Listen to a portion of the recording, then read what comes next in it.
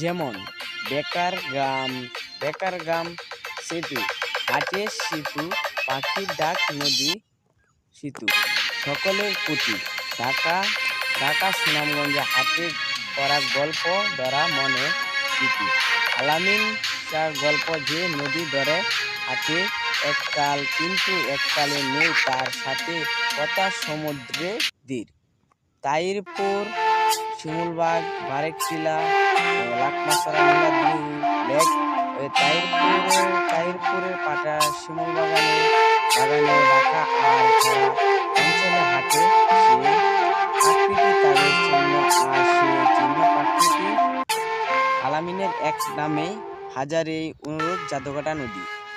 জাদুঘাটা নদীর পাড়ে দাঁড়িয়ে থেকে আলামিনের পছন্দ সুরে উঠে সেই পাহাড়, এই পাহাড় নদী, এই ঘামের বুকে, সমুদ্রে, সব কিছু মিলে আলামিনের গল্প লেখা হয়।